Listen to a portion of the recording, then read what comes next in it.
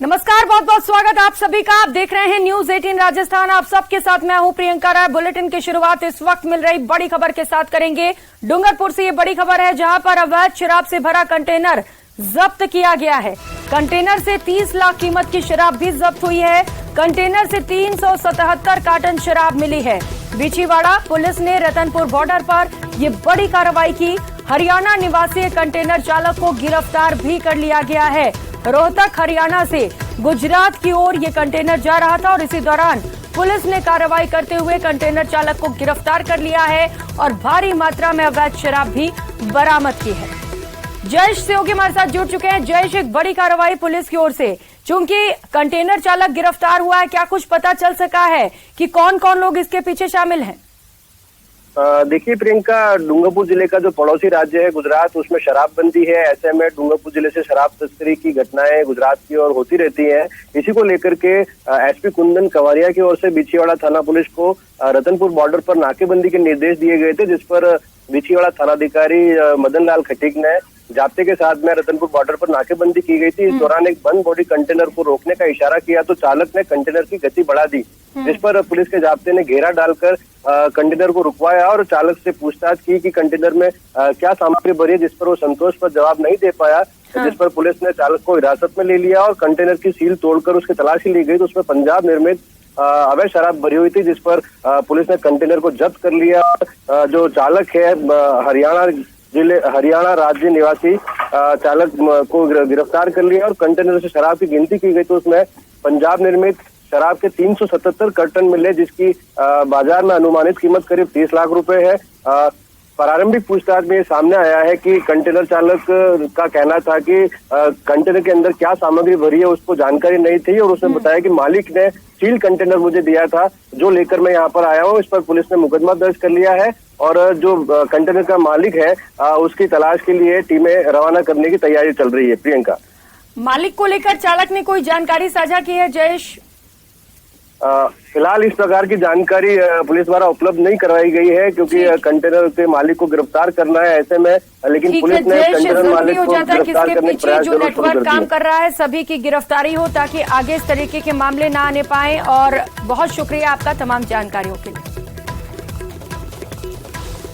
उदयपुर से बड़ी खबर सामने आ रही है, जहां पर वाल्मीकि समाज ने कलेक्ट्रेट के बाहर जमकर प्रदर्शन किया। हादसे के शिकार हुए युवकों के परिजनों को न्याय दिलाने की मांग की गई है। मांगे नहीं माने जाने तक पोस्टमार्टम नहीं कराने पर परिजन अड़ चुके हैं। होटल की सेफ्टी टैंक में सफाई करते समय यह हादसा हुआ था। हादसे में 2 सफाई कर्मचारियों की मौत हो गई थी।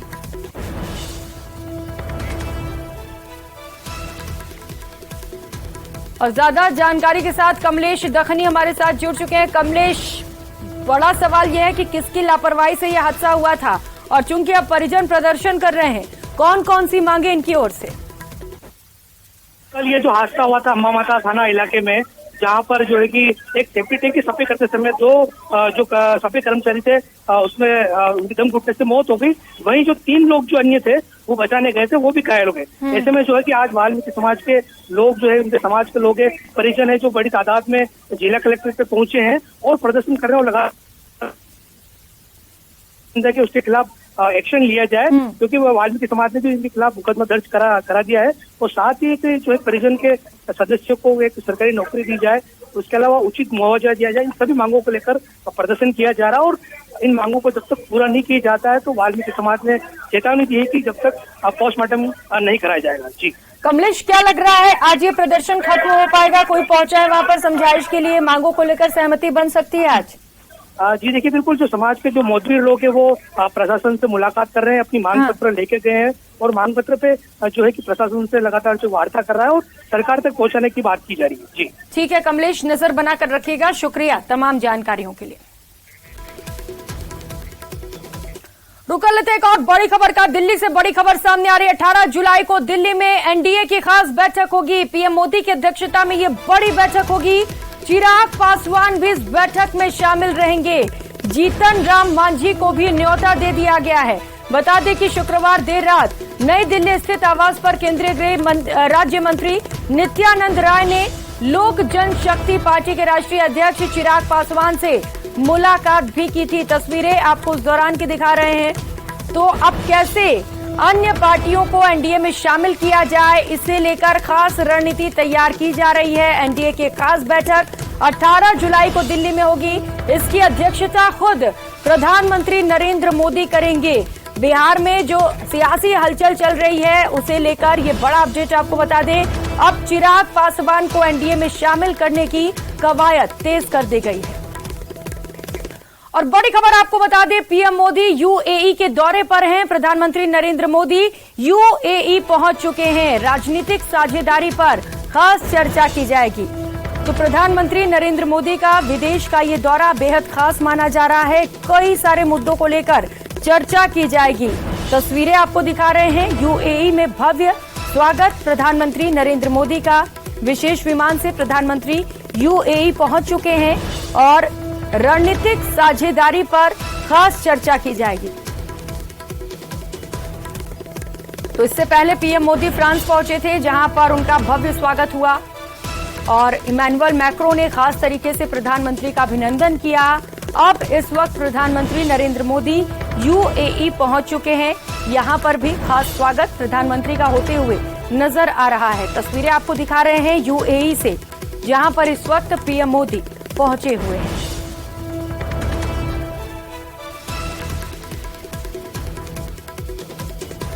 तो पीएम मोदी का यूएई दौरा है। फ्रांस के बाद अब प्रधानमंत्री नरेंद्र मोदी यूएई पहुंच चुके हैं, यहां पर विशेष विमान के जरिए, और इसके बाद उनका स्वागत किया गया।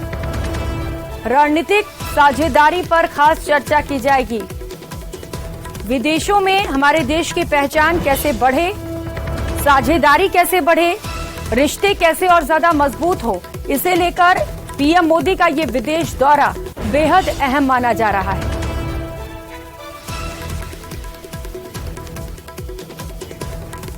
रुक कर लेते हैं एक और बड़ी खबर का, और अब बात कांग्रेस के मिशन 2023 की करेंगे। कांग्रेस की प्रदेश कार्यकारिणी की खास बैठक शुरू हो चुकी है। बैठक में तीनों सह प्रभारी भी शामिल हैं। अमृता धवन, वीरेंद्र राठौड़ और काजी निजामुद्दीन भी बैठक में शामिल हैं। बैठक में डोटासरा और प्रभारी रंधावा भी मौजूद हैं। बैठक में विधानसभा चुनाव पर मंथन किया जा रहा है।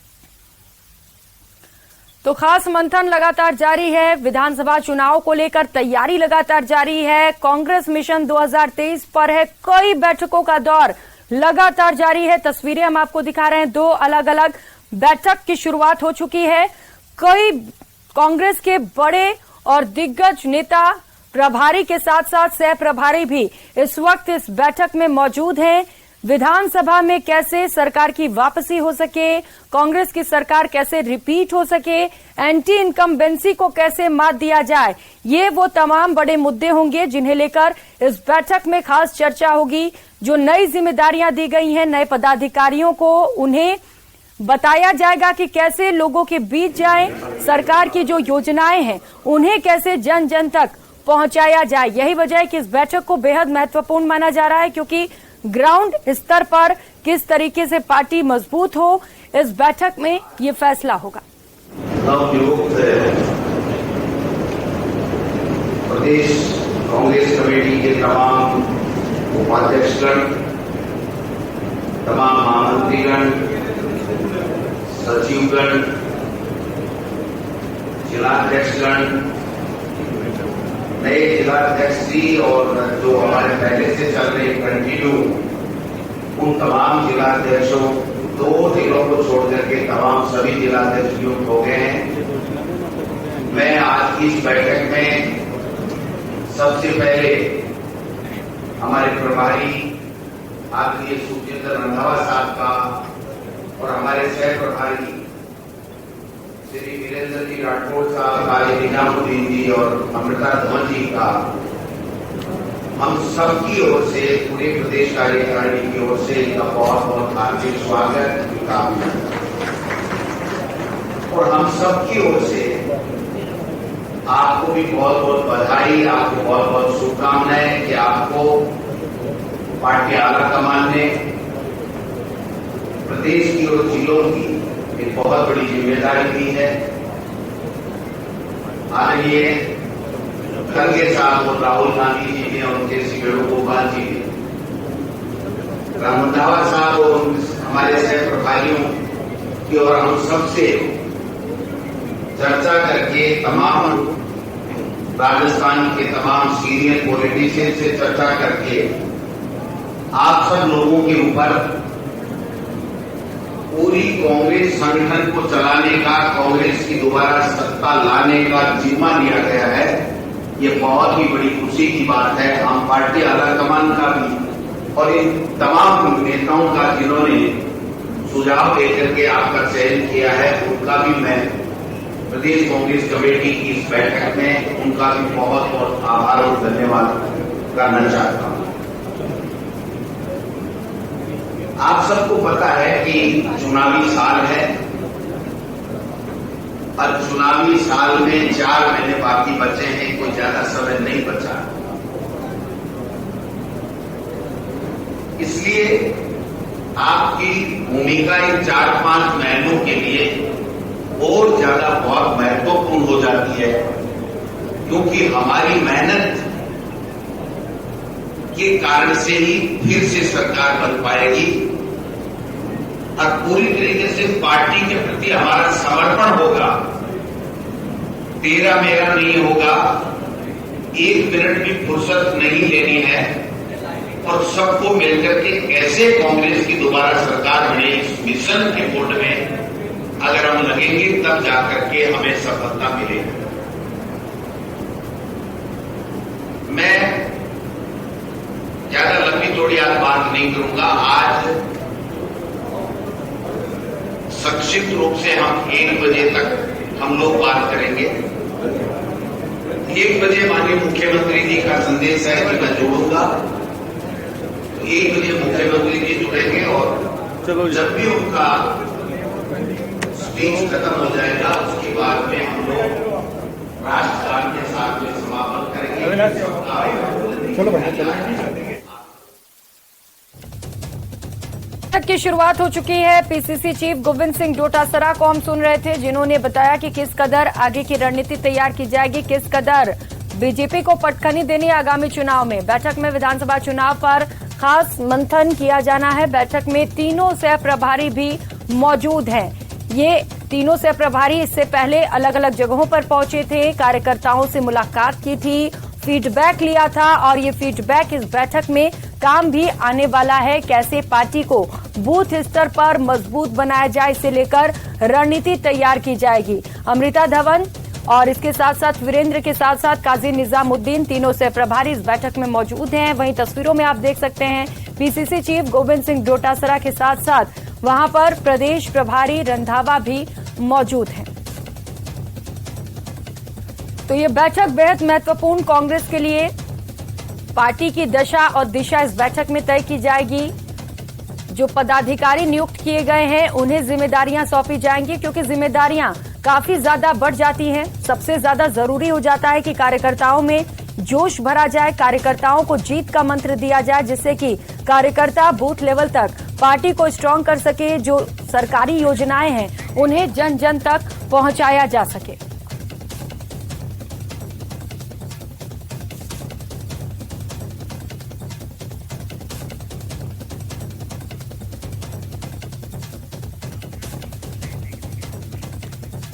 और सहयोगी बाबूलाल धायल लगातार इस खबर पर नजर बनाए हुए हैं। बैठक को लेकर पल पल की अपडेट हम तक पहुंचा रहे हैं। बाबूलाल, बेहद खास ये बैठक हो जाती है और तीनों सह प्रभारी बताया जा रहा है कि इस बैठक में मौजूद हैं। अब आगे क्या रणनीति बनाई जा रही है, वहां पर कौन कौन से खास मुद्दे? सबसे बड़ा मुद्दा है कि कैसे कांग्रेस पार्टी की सरकार को रिपीट किया जाए, और इसी के मद्देनजर आज जितने भी नेता भाषण देंगे तो वो यही बात कहेंगे कि कैसे भी हो पार्टी का जो वर्कर है, पार्टी का जो पदाधिकारी है, वो तालमेल रखे, आपस में समन्वय रखे, कहीं भी मनमुटाव का प्रदर्शन ना होता जिससे कि जनता में गलत मैसेज जाए।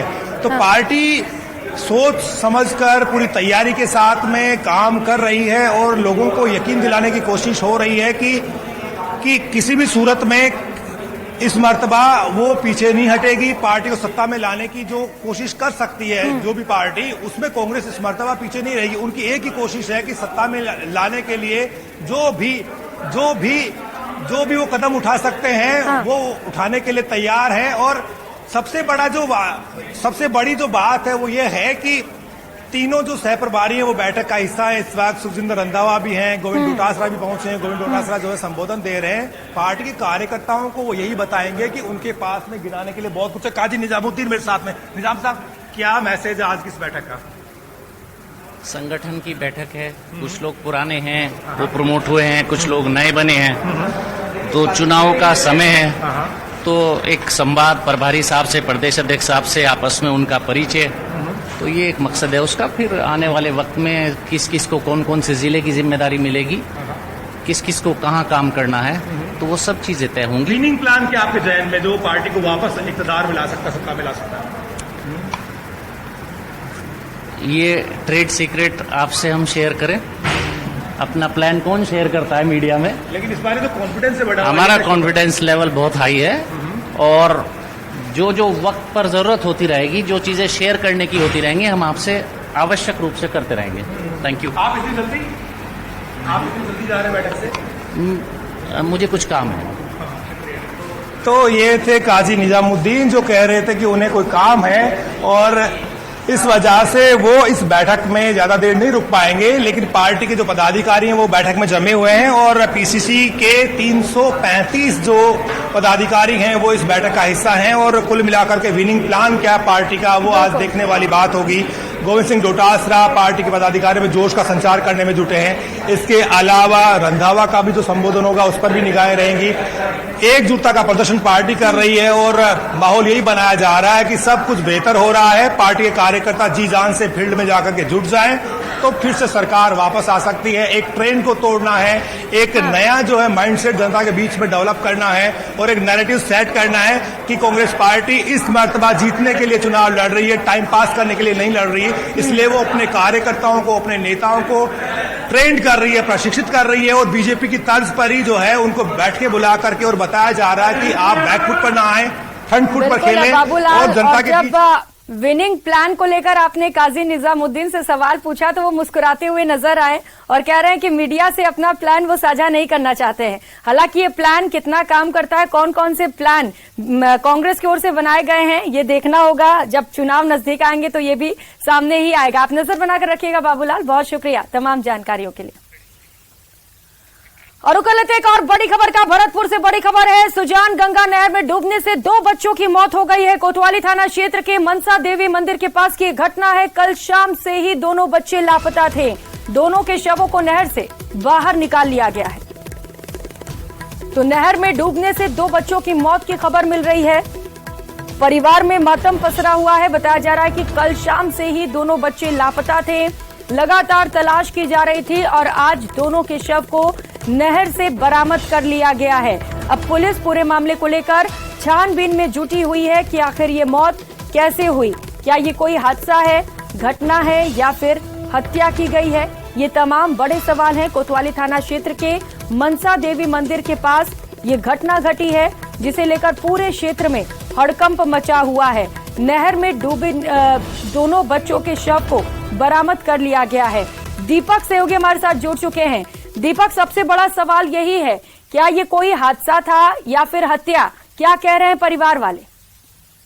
देखिए प्रियंका, ये कोतवाली थाना इलाके का पूरा मामला है। पुलिस मौके पर पहुंची हुई है और पूरे मामले की जांच की जा रही है कि ये हादसा है या हत्या है। इस पूरे मामले को लेकर के पुलिस एक अलग से जो है इस पूरे मामले में इन्वेस्टिगेशन कर रही है और जो दोनों बच्चों का शव है उसे बाहर लेकर के पुलिस ने निकाला है और अपने कब्जे में ले लिया है। परिजन भी मौके पर पहुंचे हुए हैं और कल देर शाम से ही ये दोनों बच्चे लापता थे। उसके बाद आज सूचना मिली कि कोतवाली थाना इलाके में जो सुजान गंगा नहर है मनसा देवी मंदिर के पास, वहां पर दोनों बच्चों के जो शव है वो नहर में मिले। उसके बाद पुलिस मौके पर पहुंची तो पुलिस ने आसपास देखा तो परिजन भी उनकी जो है तलाश करते हुए भाग पहुंचे। जैसे ही परिजनों को सूचना मिली, परिजनों ने उनकी पहचान की और उसके बाद पुलिस ने उनको बाहर निकाला। पुलिस के अधिकारियों से हमारी बात हुई तो उनका कहना है कि इस पूरे मामले में जांच की जा रही है और कुछ देर बाद जो पोस्टमार्टम की कार्रवाई है वो की जाएगी। जी बिल्कुल दीपक, पोस्टमार्टम रिपोर्ट काफी ज्यादा महत्वपूर्ण हो जाता है इस तरीके के मामले में। परिजनों से आपकी बात हो पाई दीपक, उन्होंने कोई आशंका जताई हो हत्या को लेकर, कोई रंजिश?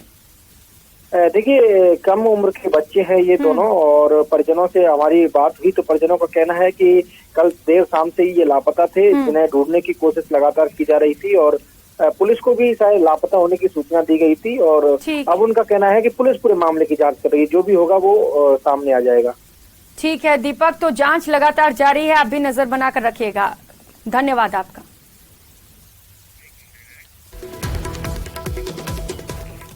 और करौली से इस वक्त की बड़ी खबर सामने आ रही है। युवती मौत मामले में इस वक्त का सबसे बड़ा अपडेट आपको बता दें, सांसद किरोड़ी लाल मीणा के नेतृत्व में धरना प्रदर्शन लगातार जारी है। हिंडौन जिला अस्पताल में लगातार धरना प्रदर्शन चल रहा है। प्रदेश भाजपा प्रभारी अरुण सिंह आज हिंडौन पहुंचने वाले हैं। आज दोपहर तकरीबन 12 बजे यहां पर अरुण सिंह पहुंचेंगे और धरना प्रदर्शन में शामिल होंगे। तकरीबन 40 घंटे से ज्यादा का वक्त बीत चुका है और लगातार धरना प्रदर्शन जारी है। लेकिन आपको अपडेट बताते चले, पुलिस ने मुख्य आरोपी गोलू मीणा को गिरफ्तार कर लिया है और लगातार अन्य आरोपियों की भी तलाश जारी है। बीएसपी, भीम आर्मी, जाटव समाज आज इस घटना को लेकर रैली भी निकालेंगे। रैली निकालकर एसडीएम को ज्ञापन सौंपा जाएगा।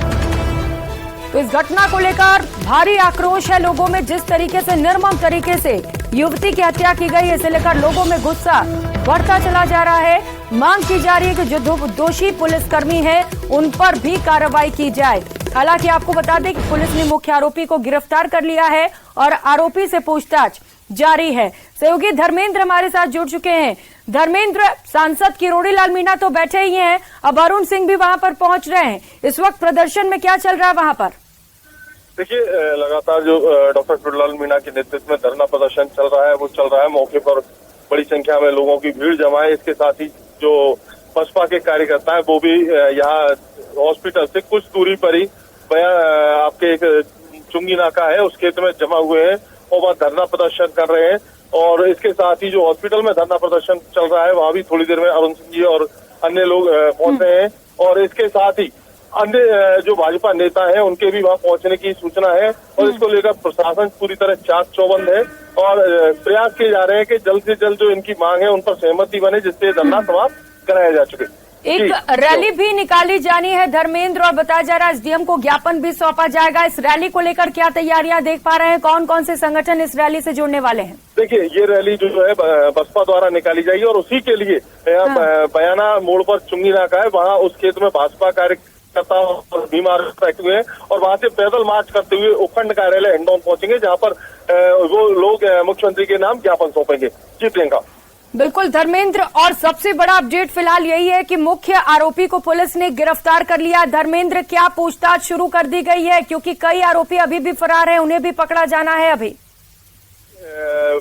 मुख्य आरोपी के साथ ही कुछ लोगों को और भी हिरासत में लेने की सूचना है। हालांकि पुलिस ने अभी पूरी तरह घटना का खुलासा नहीं किया है। साथ ही जो पुलिस मुख्य आरोपी से पूछताछ कर रही है उससे कुछ जो घटना से जुड़ी हुई महत्वपूर्ण जानकारी है वो पुलिस के पास आई है। लेकिन अभी थोड़ी देर में जैसे ही पुलिस इसका खुलासा करेगी, एसपी मैडम जो है वो प्रेस कॉन्फ्रेंस करेंगे और उसके बाद ही पूरी घटनाक्रम की जानकारी। ठीक है धर्मेंद्र, इस प्रेस कॉन्फ्रेंस पर नजर बनाकर रखिए और समझाइश का दौर भी लगातार जारी है। इस पूरी खबर पर आप नजर बनाए रखिएगा। शुक्रिया आपका तमाम जानकारियों के लिए।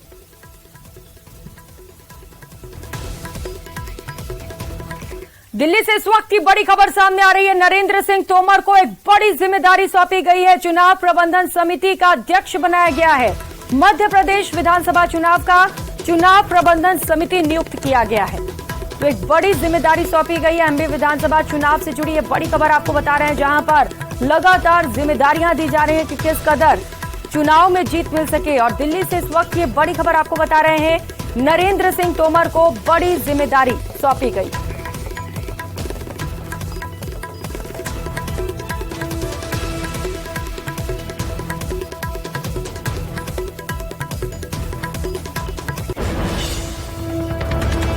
बड़ी खबर आपको बता रहे हैं, एमपी विधानसभा चुनाव प्रबंधन समिति का अध्यक्ष बनाया गया है नरेंद्र सिंह तोमर को। ये नोटिस आपको दिखा रहे हैं जिसके जरिए ये बड़ी जिम्मेदारी उन्हें सौंपी गई है। एमपी विधानसभा चुनाव को लेकर लगातार तैयारियां जोरों पर हैं। और जयपुर से इस वक्त की बड़ी खबर सामने आ रही है। चुनाव प्रभारी प्रहलाद जोशी का राजस्थान दौरा है। कल जोशी ने पार्टी पदाधिकारियों के साथ मंथन किया था। कल शाम को पूर्व सीएम वसुंधरा राजे से भी उन्होंने मुलाकात की थी। कल पूर्व प्रदेश अध्यक्ष सतीश पूनिया से भी जोशी की मुलाकात हुई थी। तो कई अहम मुद्दों पर मंथन लगातार जारी है। कल पार्टी के कई बड़े दिग्गज नेताओं से उन्होंने मुलाकात की और फीडबैक भी लिया है। और फिलहाल यहां वक्त चला एक छोटे से ब्रेक का, लौटेंगे फौरन।